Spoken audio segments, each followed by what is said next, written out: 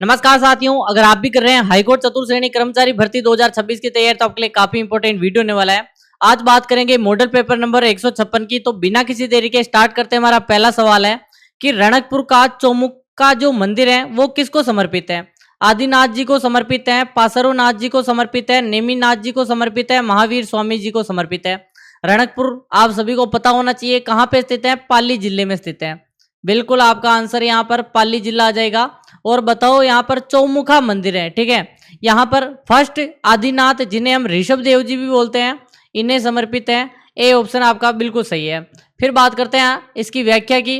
तो बात करें चौमुखा मंदिर जो कि आदिनाथ या ऋषभ देव जी को समर्पित है, जिसका निर्माण 1439 ईस्वी को धर्णक शाह ने करवाया था। किन्होंने करवाया? 1439 में धर्णक शाह ने। रणकपुर के जैन मंदिर का वास्तुकार जिसे हम शिल्पी भी बोलते हैं वो कौन था? मंडन था, चेता था, दीपाक या दीपा था या विद्याधर था? आप सभी को एक एक याद रखना है, जैसे कि विद्याधर, दीपाक, जेता, मंडन सभी के सभी वास्तुकार थे। पहली बात तो ये, मंडन ने यहाँ पर कुंभलगढ़ का दुर्ग बनवाया तो कुंभलगढ़ का यहाँ पर शिल्पी हो गया, ठीक है। क्या हो जाएगा? बिल्कुल कुंभलगढ़ का शिल्पी हो जाएगा। आपका जेता, नापा, पोमा, पूंजा किसका? विजय स्तंभ का हो जाएगा, ठीक है, विजय स्तंभ। और फिर बात करते हैं विद्याधर, जिन्होंने जयपुर की यहाँ पर, ठीक है, वास्तुकार आप कह सकते हो जयपुर शहर का, ठीक है। और आपका है दीपाक। अब बचा कौन? दीपाक। तो दीपाक जैन जो मंदिर है रणकपुर का उसका है, तो आपका सी ऑप्शन बिल्कुल सही है। तो इसकी व्याख्या आप जानते हैं कि बेसिकली दीपाक है और मंदिर मगई नदी के किनारे स्थित है। कोई पूछे जैन मंदिर तो मगई नदी। निम्नलिखित में से कौन सा दुर्ग है जो कि धानवन दुर्ग की श्रेणी में आता है? गागरोन, जैसलमेर, रणकपुर और कुंभलगढ़। धानवन यानी दानव या धानवन भी बोलते हैं इसको, और बेसिकली जिसके चारों ओर ही रेत ही रेत हो उसे धानवन या धानव दुर्ग कहते हैं। रेत ही रेत हो, ठीक है। बिल्कुल आपका आंसर कर दो एक बार, जल्दी से कमेंट कर दो। बिल्कुल आपका आंसर आ जाना चाहिए, एक साथ आपका आंसर आ जाना चाहिए। बिल्कुल सभी का आंसर आ चुका है। रेगिस्तान में है आपका जैसलमेर दुर्ग, जिसे सोनारगढ़ दुर्ग कहते हैं, ठीक है। सोनारगढ़ का जो किला है धानवन फोर्ट के अंतर्गत आता है, ठीक है, डेजर्ट फोर्ट, और जैसलमेर का सोनारगढ़। नेक्स्ट प्रश्न है, ललित जो विग्रह राज है ना, ललित विग्रह राज ये रचना है जिसकी रचयिता सोमदेव ने किस चौहान शासक के दरबार में था और की थी? बताओ रचना उसकी।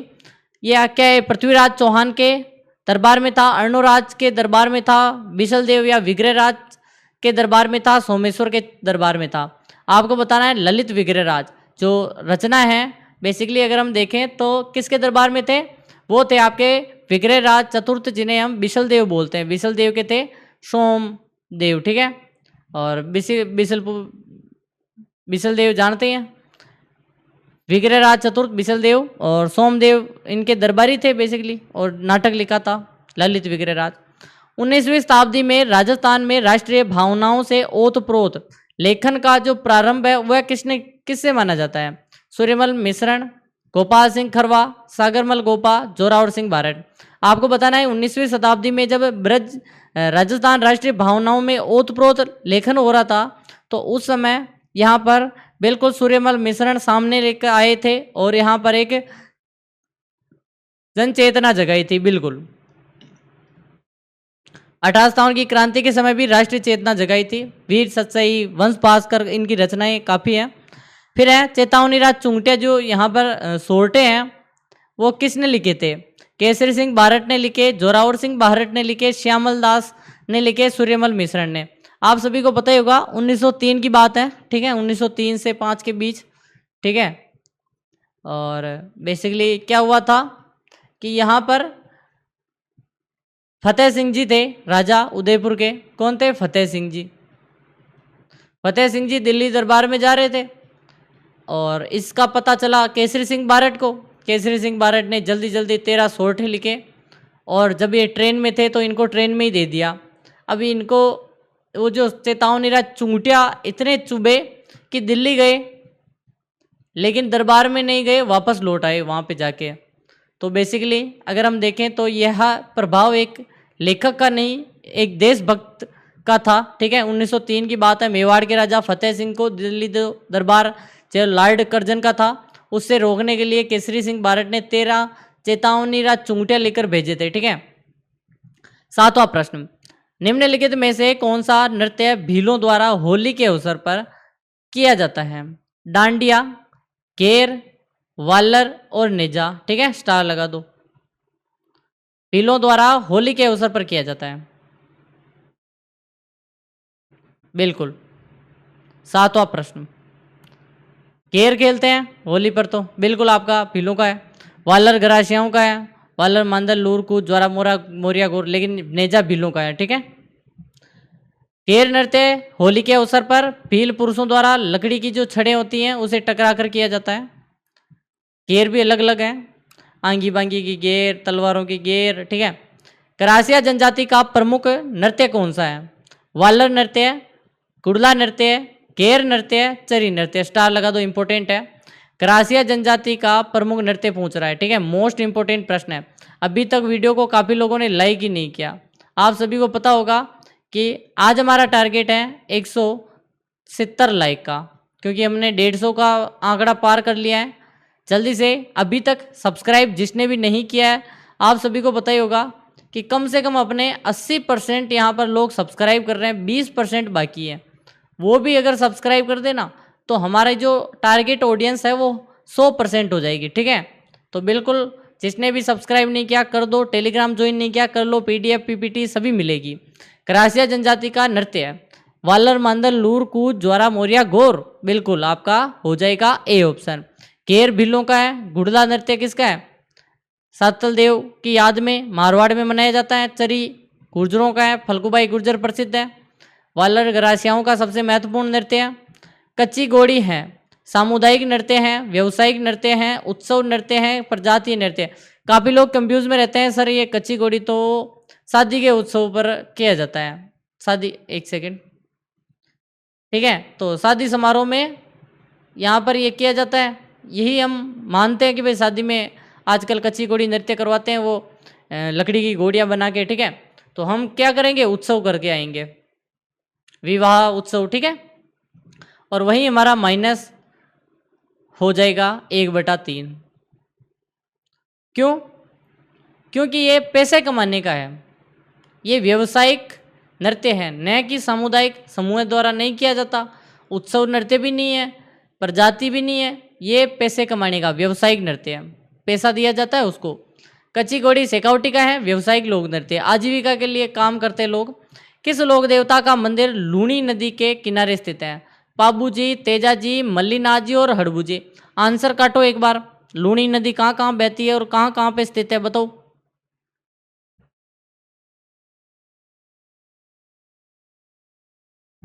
आप सभी को पता होना चाहिए बेसिकली, मल्लीनाथ जी जो कि मालानी के धनी कहलाते हैं।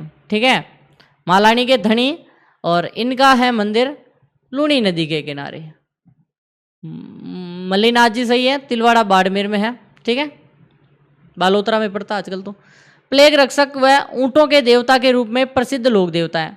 गोगा जी, पाबू जी, रामदेव जी, देव नारायण जी। काफ़ी लोग बालोतरा और बाड़मेर में कंफ्यूज रहते हैं, तो बेसिकली उनको बता दूं बालोतरा ही पूछा जाएगा, सॉरी बाड़मेर ही पूछा जाएगा, क्योंकि अभी किताबें जारी हुई हैं। तो किताबें जारी नहीं हुई तो उतना कुछ यहाँ पर आपको पता ही होगा, राजस्थान का मैप चीज़ें काफ़ी अपडेट होने अपडेट होने में टाइम लगता है। बिल्कुल पाबू जी है, प्लेग रक्षक देवता पाबू जी, ऊँटों के देवता। ठीक है, ऊँट लाने का श्रेय मारवाड़ में ही नहीं जाता है। निम्न में से किसको मारवाड़ के पंच पीरों में शामिल नहीं किया जाता है?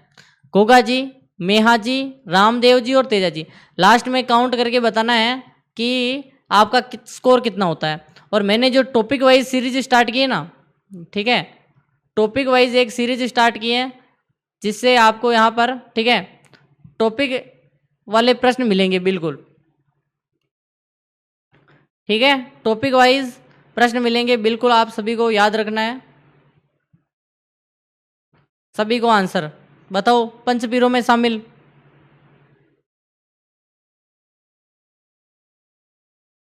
नहीं है, तेजा जी नहीं है, ठीक है, गोपा मेहरा है, तेजा जी नहीं है। फिर बात कर लेते हैं। यहाँ पर पूछ रहा है मारवाड़ के पंचपीर हैं पाबू जी, हड़बू जी, रामदेव जी, मांगलिया, ठीक है, और मेहाजी मांगलिया और गोगा जी। लांगुरिया गीत का संबंध है केला देवी से, करणी माता से, रानी सती से या शीतला माता से। लांगुरिया गीत, अब आपको बताना है लांगुरिया गीत केला देवी के मंदिर में गाया जाता है। बिल्कुल आपका आंसर एक हो जाएगा, ठीक है, केला देवी सही है। केला देवी के भक्त लांगुरिया गीत और लांगुरिया नृत्य दोनों करते हैं। जैसलमेर के नरेश कुलदेवी के रूप में निम्न में से किस देवी की पूजा करते हैं? करणी माता की, नागणेची माता की, स्वांग्या माता की, अन्नपूर्णा माता की, बताओ।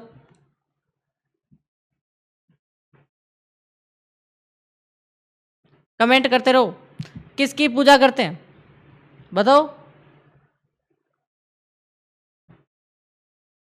जैसलमेर स्वांग्या माता। किस किस का है स्वांग्या माता? बिल्कुल, ठीक है, स्वांग्या माता सुगा माता भी बोलते हैं, भाटी राजवंश की है देवी। सुगन चिड़ी को किस लोक माता का स्वरूप माना जाता है? स्वांग्या माता, नागणेची माता, आयड़ माता, शीतला माता। सुगन चिड़ी, काफी लोग स्वांग्या करते हैं, लेकिन आप सभी को थोड़ा पता भी होना चाहिए। बताओ बताओ, सुगन चिड़ी स्वांग्या माता, ठीक है, ए ऑप्शन बिल्कुल है, ठीक है, पहला ही सही बता रहे हैं काफी लोग। स्वांग्या माता को सुगन चिड़ी भी कहते हैं। और बेसिकली यह प्रश्न मैंने काफी टाइम पहले पूछा था आपको। सीताबाड़ी, सीताबाड़ी का मेला किस जनजाति से संबंधित है? करासिया जनजाति, भील जनजाति, भील मीणा, सहरिया और कालबेलिया। आपको पता ही होगा सीताबाड़ी और सीता माता एक तो अभ्यारण्य है, एक सीताबाड़ी बाड़ी से 12, ठीक है, 12 जिले में पड़ता है। 12 जिले में 99% सहरिया जनजाति निवास करती है। तो किसका हो गया है? सहरियाओं से संबंधित है। थोड़ा दिमाग लगाओगे हो जाएगा काम। सीतामाढ़ी जो कि केसलगढ़ 12 में स्थित है, सहरिया जनजाति का कुंभ कहलाता है। लक्ष्मण कुंड, वाल्मीकि आश्रम और आदि पवित्र स्थल है, ठीक है।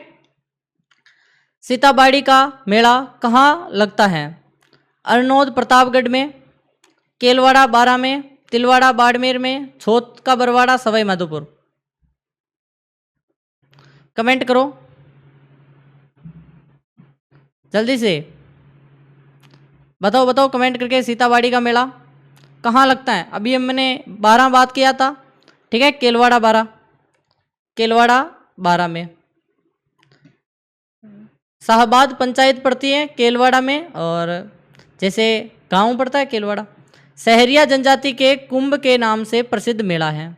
सीताबाड़ी मेला, नागेश्वर मेला, रामेश्वर मेला, बेणेश्वर मेला, ठीक है, स्टार लगा दो। सहरिया जनजाति से, जो सहरिया जनजाति का कुंभ, बिल्कुल कमेंट करते रहो, सभी का आंसर आना चाहिए। बिल्कुल ए ऑप्शन, ठीक है, सीताबाड़ी मेला जो कि 12 जिले में पड़ता है। सहरियाओं का कुंभ कहा जाता है। जनसंख्या में जो 12 जिले हैं उसमें सर्वाधिक रहती है। ऊंट के मुख का आभूषण सजावटी वस्तु क्या कहलाता है? गोरबंद कहलाता है, पैपिलान कहलाता है, मोरखा कहलाता है, परचनी कहलाता है। देखो मुख का आभूषण पूछ रहा है, गोरबंद गले का है, तो पहले ही इसको काटो, पहले इसको काटो, फिर बात करेंगे हम आगे। बताओ। एक देखो पैपिलान, पिलान नहीं होता, परचनी, परचनी भी नहीं, मोरखा, ठीक है, मोरखा मुख का, ऐसे याद करो, मुख का मोरखा। ऊंट के मुख पर बांधने वाला एक सजावटी जालीदार आभूषण होता है मोरखा। गोरबंद गले का होता है। यहाँ पर पहले गोरबंद को अलग करना है। पशुओं के शरीर पर विविध प्रकार के चिन्ह दागने की क्रिया क्या कहलाती है? आटरो, अटेरना, दागना या ततरना, या फिर मोलेला। आपको बताना है पशुओं के शरीर पर जब विविध प्रकार के जो चिन्ह होते हैं ना, उनके बारे में बताना है। जो दागते हैं जलाकर, ठीक है, उन्हें बोलते हैं अटेरना। क्या बोलते हैं? अटेरना या दागना बोलते हैं इसको। तो दोनों ऑप्शन कैसे आ सकते हैं, अटेरना और दागना? ये दोनों कैसे आ सकते हैं? तो आपका अटेरना सही होगा तब। दागना तो हिंदी का हो गया ना, फिर अटेरना आप करोगे, बी करोगे अगर दोनों ऑप्शन आ गए ना। देखो कहते दोनों को है, लेकिन दोनों ऑप्शन आ जाए तो अटेरना करना है, क्योंकि अगर शब्द देखे ना अटेरना या दागना, पहले अटेरना आएगा, ठीक है। दागने की तो जो क्रिया है बेसिकली, वह स्थान जहां आसपास का पानी बहकर आता है तथा सूखने पर उसमें गेहूं चने आदि की फसल होती है। आपको बताना है रेलनी, सेज, उनालू और खडीन या खडीन, ठीक है, स्टार लगा दो, इंपॉर्टेंट है। आपको बताना है गेहूं चने आदि की जो फसल होती है सूखने के बाद पानी बहकर आता है, तो उसको हम कहते हैं, बिल्कुल सभी का आंसर आ रहा है, खडीन कहते हैं।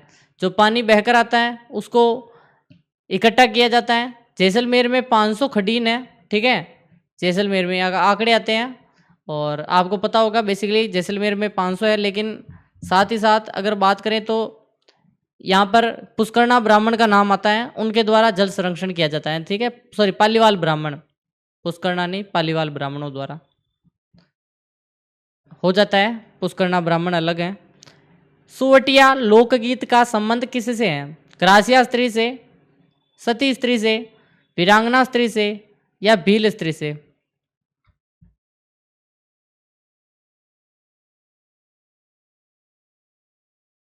बताओ बताओ। भील स्त्री से, ठीक है, सुवटिया भील स्त्री से है। सुवटिया तोते को कहते हैं। माध्यम से भील स्त्री प्रदेश में गए पति को संदेश भेजती हैं और विरह गीत है, ठीक है। फिर बात करते हैं पटेलिया, बिच्छियो और लालर क्या है? राजस्थानी आभूषण है, राजस्थानी लोकगीत है, लोकवाद्य यंत्र है, लोक नाट्य है। बताओ, इसको भी स्टार लगा दो, इंपॉर्टेंट है। अभी तक वीडियो को लाइक नहीं किया तो आपको बता दूं आज हमारा 150 लाइक का टारगेट है, जल्दी से कर दो। सब्सक्राइब नहीं किया, नीचे रेड वाला बटन है, सब्सक्राइब कर दो, ठीक है।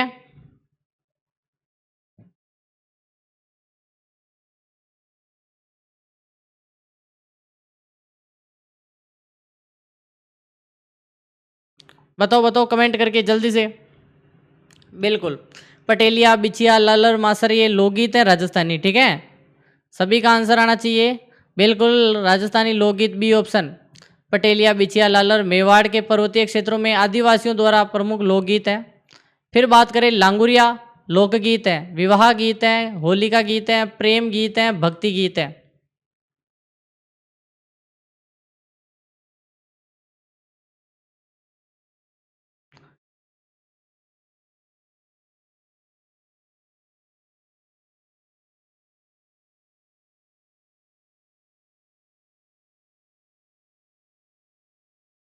बिल्कुल आंसर है भक्ति गीत। कौन बता रहा है? भक्ति गीत, बिल्कुल आपका डी सही है। आप देखो यहाँ पर लांगुरिया केला देवी के भक्ति में गाया जाने वाला गीत है। प्रश्न, केरी भांत की ओढ़नी किस जाति की स्त्रियां लोकप्रिय हैं? यहाँ पर 4 ऑप्शन दे रखे हैं।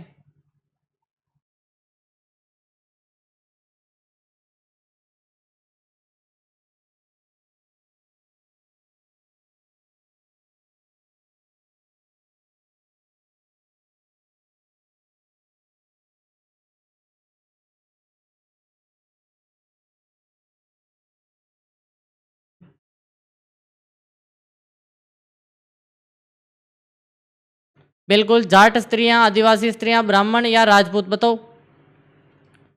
सभी का आंसर आदिवासी महिलाएं आ रहे हैं, बिल्कुल आपका बी सही है, ठीक है। आदिवासी महिलाएं केरी पांत, तारा पांत, ज्वारा पांत ये सभी ओढ़नियां यहाँ इनकी है, ठीक है।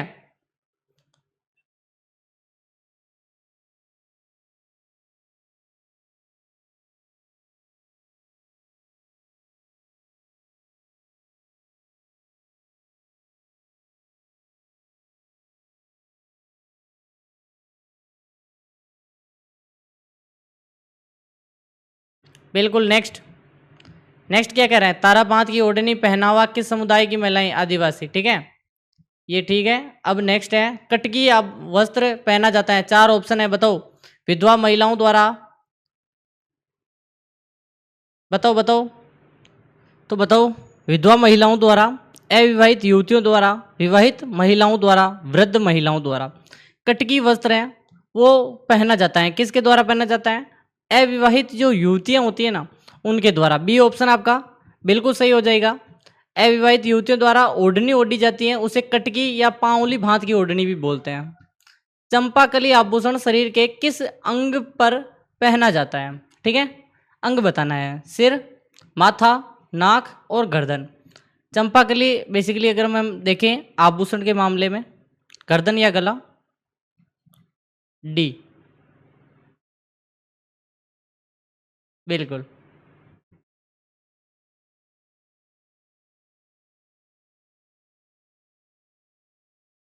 गर्दन या गला बिल्कुल सही है। ठीक है, सुंदर हार जैसा होता है।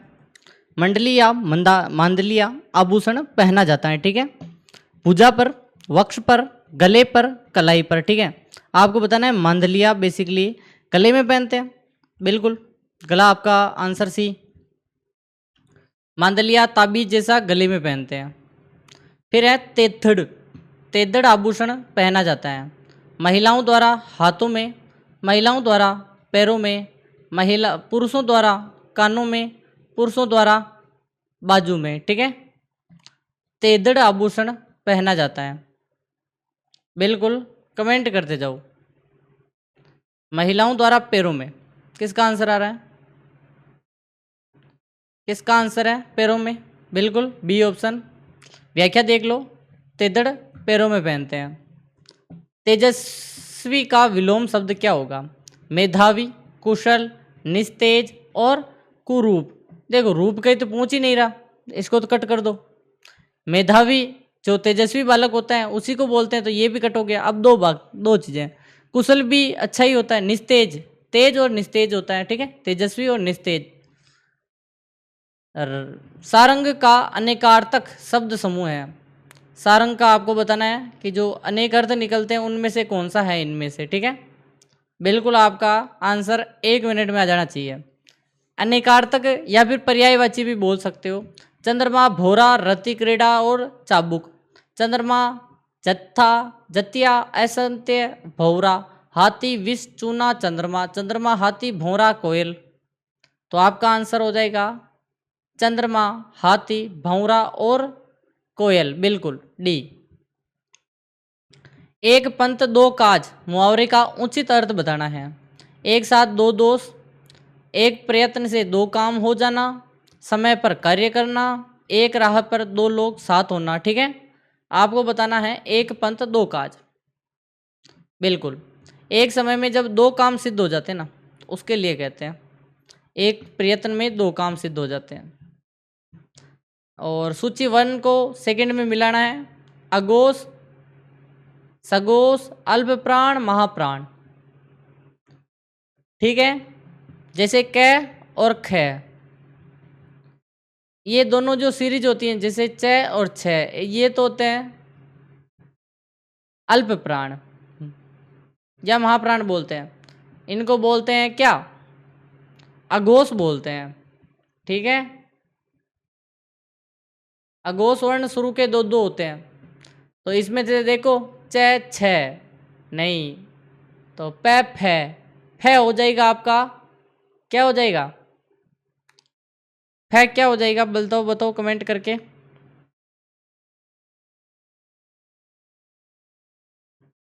महाप्राण, प फ महाप्राण हो जाएगा। और अघोष क्या है? अघोष में बताओ। सॉरी, हाँ ये सही है। ठीक है, श तीनों से अघोष में आएंगे, ये भी इसमें है। सघोष क्या होगा? च छ ज, ट ठ ड, त थ द, ल होगा आपका इसमें। अल्प प्राण ज, और वापस वो ज महाप्राण हो जाएगा। ठीक है, त थ द ध न का उच्चारण खालिस्तान से होता है, तालु से, नासिका से, दंत से, कंठ से। ठीक है, त थ द ध न, ये दांत से हो रहा है या नहीं हो रहा? दंत बताओ। दंत बिल्कुल। वर्णों के संबंध में कौन सा जो विकल्प है सुमेलित नहीं है? आपको बताना है सुमेलित नहीं है। श है, उसमें व्यंजन, ओ, औ, कंठ्य वर्ण, यू, व, अर्धस्वर ओ क्षय संयुक्त स्वर वर्ण, ठीक है। और मैंने हिंदी की जो टॉपिक वाइज सीरीज स्टार्ट की है उसमें से आपको 2 टॉपिक मिल चुके, प्रत्येक क्या, आपको मैंने एक टॉपिक दिया है जिसकी 2 क्लासेस दी है। आपको तत्सम तद्भव की क्लास मिल जाएगी, चैनल पर जाओ एक बार चेकआउट कर लो, ऊपर ही ऊपर आपको हिंदी की क्लास मिल जाएगी बिल्कुल, ठीक है। हिंदी की टॉपिक वाइज सीरीज स्टार्ट की है, जाकर प्लेलिस्ट बना दी है, जाकर देख लो एक बार प्लेलिस्ट में जाके, सामने ही सामने प्लेलिस्ट दे दूंगा मैं। सुमेलित नहीं है तो बिल्कुल आपका ओ और औ कंठे नहीं है। निम्न में से अगम का सबसे उपयुक्त विलोम है, अगम का विलोम क्या होगा, सुगम होगा, बिल्कुल सही है। लभ्य का अलभ्य, अल्प का अति, और आपका विग्रह का संधि हो जाएगा। इसी के साथ आज की क्लास यहीं समाप्त करते हैं। दिल से धन्यवाद। लाइक सब्सक्राइब नहीं किया तो कर दो, यहाँ पर ये वीडियो आ रहा है इसको देख लो, यही आपको सिलेक्शन का रामबाण इलाज है।